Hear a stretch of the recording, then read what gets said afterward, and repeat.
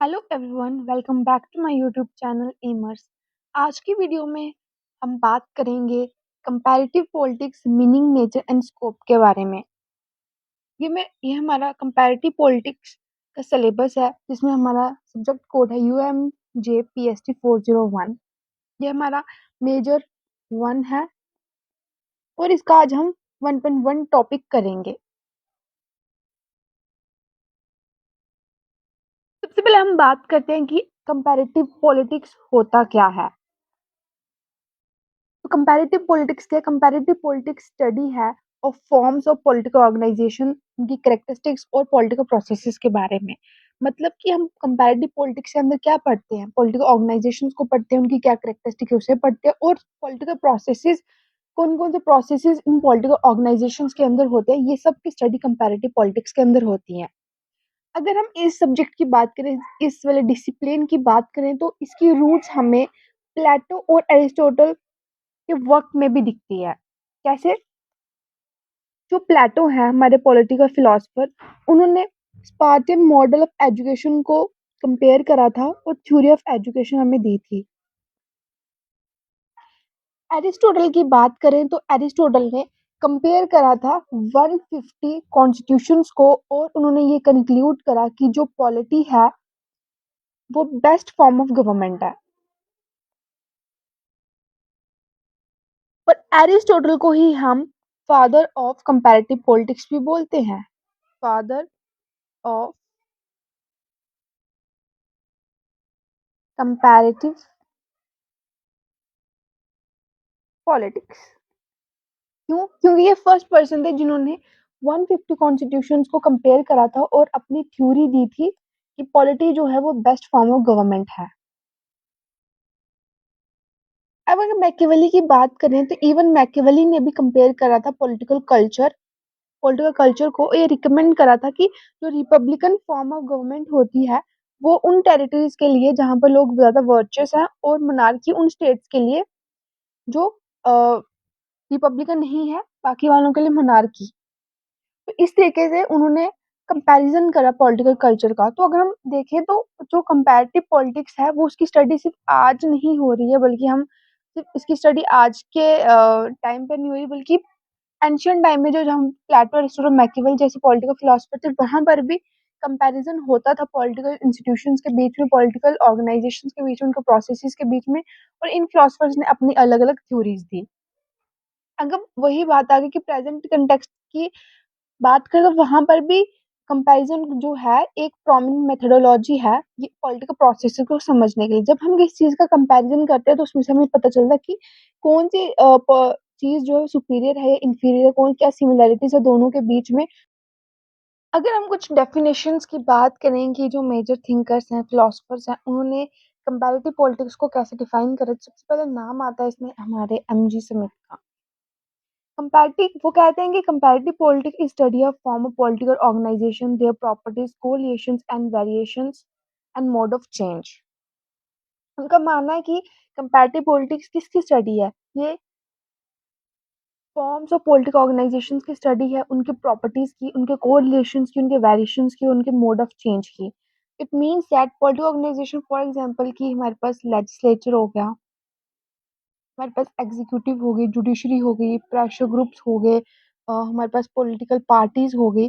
तो इन सब की जब हम स्टडी करते हैं कंपैरेटिव वे में, इनकी प्रॉपर्टीज की, इनके को रिलेशंस की, इनके बीच में क्या रिलेशन एग्जिस्ट कर रहा है, इनके अंदर क्या वेरिएशंस है, या फिर ये कैसा चेंज हो रहे हैं विद टाइम, इनके फंक्शंस कैसे चेंज हो रहे हैं, तो इसी सब की स्टडी को हम कंपैरेटिव पॉलिटिक्स कहते हैं। नेक्स्ट मेजर थिंकर आते हैं हमारे पास एमक्यूरेटिस। ये कहते हैं कि कंपैरेटिव पॉलिटिक्स क्या है? Comparative politics concern with significant regularities, similarities और डिफरेंसेस। का माने कंपैरेटिव पॉलिटिक्स के साथ कंसर्न है सिग्निफिकेंट रेगुलरिटी, सिमिलैरिटीज और डिफरेंस। क्या क्या कैसे ये रेगुलेट हो रहा है पूरा सिस्टम, उनके बीच में क्या सिमिलैरिटीज हैं, उनके बीच में क्या डिफरेंसेस हैं, ये सब की स्टडी को हम कंपैरेटिव पॉलिटिक्स कहते हैं। फॉर एग्जांपल जो इंडिया का लेजिस्लेटिव सिस्टम है और जो बाकी कंट्रीज का, जैसे यूके का क्या है, ब्रिटेन का क्या है, वहाँ पे किस टाइप की गवर्नमेंट है, वहाँ पे लेजिस्लेचर कैसे वर्क करता है, वहाँ का एग्जीक्यूटिव कैसे वर्क करता है, तो इन सब की स्टडी को हम क्या बोलेंगे? ये कंपैरेटिव पॉलिटिक्स है, और इस तरीके से हम इसे डिफाइन कर सकते हैं। ये फ्रीमैन का कहना है कि कंपैरेटिव पॉलिटिक्स क्या है? कंपैरेटिव पॉलिटिक्स है एक कंपैरेटिव एनालिसिस है of various form of government और डाइवर्स पॉलिटिकल इंस्टीट्यूशंस का। अगर हम बात करें नेचर कैसा कंपैरेटिव पॉलिटिक्स, सबसे पहला है analytical empirical study of politics, next is objectivity as a goal, third one is emphasis on infrastructure of politics, next is interdisciplinary focus, study of political processes in developed and developing countries, horizontal vertical comparison, theory building as goal. Is analytical and empirical study of politics. What a comparative politics analysis based है fact और real data की ये बात करती है। इसका जो emphasis है ये फोकस करती है एम्पिरिकल रिसर्च के ऊपर और ऑब्जर्वेशन के ऊपर और एविडेंसेस के ऊपर। ये स्टडी करती है एक्चुअल वर्किंग गवर्नमेंट के बारे में, ना कि सिर्फ कॉन्स्टिट्यूशन की। जो ट्रेडिशनल स्टडी थी और जो मॉडर्न स्टडी, उसके बीच में फर्क क्या है? ट्रेडिशनल स्टडी जो थी, मतलब जो पुराने टाइम पे कंपैरेटिव पॉलिटिक्स थी, उस टाइम पे क्या किया जाता, सिर्फ कॉन्स्टिट्यूशन को स्टडी करा जाता कि ब्रिटेन का कॉन्स्टिट्यूशन कैसा है, यूके कॉन्स्टिट्यूशन कैसा है, फ्रेंच कॉन्स्टिट्यूशन को हम स्टडी करेंगे, irish कॉन्स्टिट्यूशन की उसकी स्टडी करेंगे। बट जो मॉडर्न कंपैरेटिव पॉलिटिक्स है वो गवर्नमेंट की वर्किंग को भी स्टडी करती है, एक्चुअल वर्किंग जो है गवर्नमेंट की उसे भी स्टडी करती है। What is our human political behaviour, इसके अंदर हम स्टडी करते हैं कि लोग कैसे एक्चुअली में बिहेव कर रहे हैं पॉलिटिक्स के अंदर, और ये इसका मेन सब्जेक्ट है बिकॉज ह्यूमन जो है पीपल पीपल जो है ये सेंटर है। इसी इसी के आसपास क्या है, यहाँ पे लेजिस्लेचर आ गया, यहाँ पे हमारी गवर्नमेंट आ गई, यहाँ पे हमारा एग्जीक्यूटिव आ गया, ये हमारी जुडिशरी होगी, और लोग क्या है, लोगों की वजह से ये सारे इंस्टीट्यूशन चल रहे हैं। तो पीपल जो है वो सेंटर ऑफ अट्रैक्शन है कि ये कैसे कैसे बिहेव कर रहा है, ह्यूमन कैसे बिहेव कर रहा है जब उसके आसपास अलग अलग इंस्टीट्यूशन से वो वर्क कर रहे हैं, जब एक के अंदर कुछ चेंज आता है तो ह्यूमंस कैसे रिएक्ट कर रहे हैं। तो ये सब की स्टडी का हम कंपैरेटिव पॉलिटिक्स के अंदर करते हैं। पॉलिटिक्स को साइंस की तरह समझा जाता है, साइंस की तरह स्टडी किया जाता है, किसी स्पेकुलेशन की तरह स्टडी नहीं किया जाता कंपैरेटिव पॉलिटिक्स के अंदर। Next level objectivity as a goal. Comparative politics का सबसे बड़ा एम ये है कि वो एक वैल्यू न्यूट्रल सब्जेक्ट बने। वो ये स्टडी करे कि जो एक्चुअल में है व्हाट इज, ना कि वो ये स्टडी करे कि क्या होना चाहिए। सबसे पहले ये गोल है। सबसे पहले इसका नेचर क्या है कि वो उसकी स्टडी करे जो एक्चुअल में सोसाइटी में है, जो एक्चुअल में सोसाइटी के अंदर हो रहा है, ना कि ये ऐसा होना चाहिए, ऐसा होता तो अच्छा होता। इस वे वाली स्टडी नहीं करती, वो करती है ऐसा हो रहा है। हम साइंटिफिक वैल्यूज को सिर्फ एक्सेप्ट किया जाता है, यहाँ पर किसी भी थ्योरी बेस्ड वैल्यूज को एक्सेप्ट नहीं करा जाता। ये रिजेक्ट करते हैं ट्रेडिशनल नॉर्मेटिव अप्रोच को, जो कि सिर्फ आइडियाज और मॉरल जजमेंट के ऊपर बेस्ड है। इसका गोल क्या है कि एक ऑब्जेक्टिव ड्राइव करना और एम्पिरिकल थ्योरी पॉलिटिक्स की डेवलप करना, एक fact based real data based theory को डेवलप करना। नेक्स्ट है emphasis on the study of infrastructure of politics. ये किस पे, इसका नेचर क्या है कि स्टडी करती है जो अलग अलग इंफ्रास्ट्रक्चर ऑफ पॉलिटिक्स का। अर्लियर स्टडी जो नॉर्मल ट्रेडिशनल स्टडीज थी, उनको फोकस किया था सिर्फ फॉर्मल इंस्टीट्यूशन को स्टडी करना, जैसे पार्लियामेंट हो गया, कोर्ट्स हो गए हमारे, इनकी स्टडी करना। बट जो कंपैरेटिव पॉलिटिक्स है वो इंडिविजुअल्स को भी स्टडी करती है, ग्रुप्स को स्टडी करती है, इंस्टीट्यूशंस को स्टडी करती है, उनके सब सिस्टम को स्टडी करती है। इनफैक्ट बोले तो पूरा political system, entire political system की स्टडी करती है। ये एग्जामिन करती है कैसे ये ऑपरेट हो रहे हैं उनके सोशल, इकोनॉमिक और कल्चर एनवायरनमेंट के अंदर। ये सारे इंस्टीट्यूशंस, इंडिविजुअल्स, ग्रुप्स, इंस्टीट्यूशन, सब सिस्टम्स, ये कैसे ऑपरेट हो रहे हैं सोशल, इकोनॉमिक, कल्चर एनवायरनमेंट के अंदर। ये नॉन पॉलिटिकल फैक्टर्स को भी स्टडी करती है, जैसे कि कास्ट हो गया हमारे पास, रिलीजन हो गया, इकोनॉमी हो गया, इन सब की भी स्टडी करती है, क्योंकि ये सब फैक्टर्स भी जो है पॉलिटिक्स को बहुत ज्यादा इफेक्ट करते हैं, बहुत ज्यादा चेंजेस लाते हैं हमारे पॉलिटिकल स्ट्रक्चर्स के अंदर, पॉलिटिकल प्रोसेसेस के अंदर। Politics studies actual works in society, not just paper. Politics को स्टडी किया जाता है कि कैसे वो एक्चुअली सोसाइटी के अंदर वर्क कर रही है।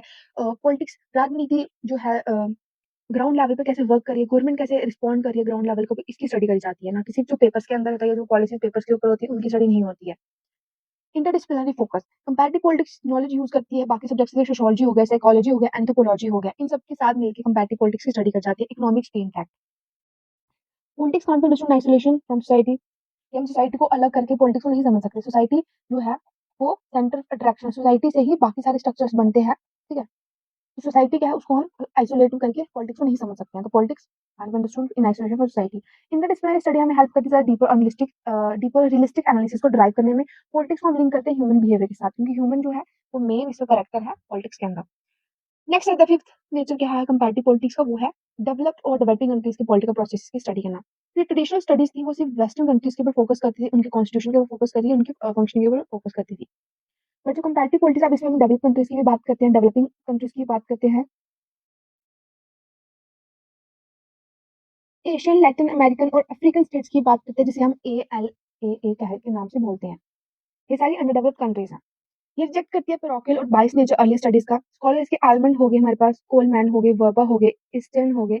इन्होंने एम्फेसाइज करा इस अप्रोच को, कौन सी वाली, कि जहाँ पर हम हर एक कंट्री की स्टडी करें, डेवलप भी हो गए, चाहे वो डेवलपिंग हो गए, चाहे वो अंडर डेवलप्ड है, उन सबकी स्टडी करी जाए। तो इन सारे स्कॉलर्स ने इसके ऊपर एम्फेसाइज करा हुआ है।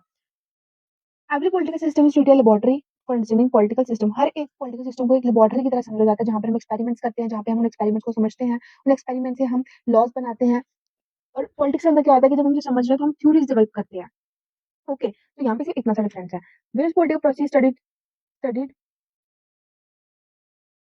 Studied in comparative politics which include, जिसके अंदर आगे हमारे पास elections, voting behaviour, political participation, decision making, policy making, etcetera. हल जितने भी पॉलिटिकल प्रोसेसेस हैं उनको हम स्टडी करते हैं कंपैरेटिव पॉलिटिक्स में। जैसे हमारे इलेक्शन, हमारे चुनाव कैसे हैं, वोटिंग बिहेवियर, लोग वोट कैसे दे रहे हैं, लोगों का बर्ताव कैसा है वोटिंग के अंदर, पॉलिटिकल पार्टिसिपेशन, लोगों का पार्टिसिपेशन कैसा है, लोग पढ़े लिखे हैं, लोग अगर अनएजुकेटेड हैं तो वो कैसे रिस्पॉन्ड कर रहे हैं इलेक्शन के अंदर, डिसीजन मेकिंग, लोग कैसे डिसाइड कर रहे हैं कि हमें किसे वोट देना है, किसे नहीं देना, गवर्नमेंट की डिसीजन मेकिंग कैसे है, पॉलिसी मेकिंग, पॉलिसीज किस तरीके से शेप कर हो रही हैं, कौन सी सेक्शन ऑफ सोसाइटी को टारगेट करा जा रहा है, ये सब की स्टडी जो है कंपैरेटिव पॉलिटिक्स के अंदर होती है। नेक्स्ट नेक्स्ट जो नेचर कंपैरेटिव पॉलिटिक्स है वो है कि हॉरिजॉन्टल वर्टिकल कंपैरिजन करती है। हॉरिजॉन्टल कंपैरिजन होता है कि comparison between different systems of different countries, मतलब कि जो अलग अलग कंट्रीज के सिस्टम्स है उसे हम स्टडी करें। जैसे कि यूके हो गया, फ्रांस हो गया, हमारे पास इटली हो गया, ठीक है। अब हम क्या कर रहे हैं, इनकी स्टडी कर रहे हैं, इनके पॉलिटिकल सिस्टम को स्टडी करें। बट वर्टिकल कंपैरिजन क्या होता है, जब हम इंस्टीट्यूशन या सब system with the same country को स्टडी करते हैं। फॉर एग्जांपल हम यूके के जो सब सिस्टम है, जो यूके का इंस्टीट्यूशन है, उसके अंदर जो उसका सब सिस्टम है, उसकी जब हम स्टडी करेंगे तो उसे हम वर्टिकल कंपैरिजन करेंगे। तो मतलब ये अक्रॉस द कंट्रीज भी स्टडी करता है, विद इन द कंट्रीज भी स्टडी करती है कंपैरेटिव पॉलिटिक्स। नेक्स्ट जो ट्रेडिशनल कंपैरेटिव गवर्नमेंट थी, के जो कंपैरेटिव ट्रेडिशनल कंपैरेटिव पॉलिटिक्स थी, उसका फोकस कहाँ था, सिर्फ हॉरिजॉन्टल स्टडीज के ऊपर। जो मॉडर्न कंपैरेटिव पॉलिटिक्स है वो इक्वल इंपॉर्टेंस देती है दोनों को। कंपैरिजन अक्रॉस द कंट्रीज भी होता है और विद इन द कंट्री भी होता है। Scientific theory building as a goal. Comparative politics है वो सिर्फ कंपैरिजन पे नहीं रुकती कि हमने सिर्फ कंपैरिजन करना है, बल्कि इसका ये एम क्या है, इसका मेन जो फोकस क्या है कि हम एक जनरल साइंटिफिक थ्योरीज बनाए पॉलिटिक्स की, मतलब साइंटिफिक थ्योरीज बनाए जो कि एक्चुअल में हम स्टडी करके, एक्सपेरिमेंट्स करके, ऑब्जर्व करके बिहेवियर को हर एक पॉलिटिकल इंस्टीट्यूशंस का थ्योरीज को ड्राइव करें और वो साइंटिफिक बेस्ड हो, डेटा के ऊपर बेस्ड हो, फैक्ट्स के ऊपर बेस्ड हो। ये थ्योरीज किस टाइप के होंगे, जो सिमिलरिटीज को एक्सप्लेन करे, डिफरेंसेस को एक्सप्लेन करे और जो पैटर्न है पॉलिटिकल सिस्टम्स के अंदर उसे एक्सप्लेन करे। Comparison is a mean to build political theory. Comparison क्या है, एक मीन है, एक रास्ता है जिससे हम पॉलिटिकल थ्योरीज बनाते। तो this is all about in this video. I hope आपको ये वीडियो हेल्पफुल लगी होगी और आपको सारे कंसेप्ट क्लियर होंगे। Thank you so much for watching. Have a nice day.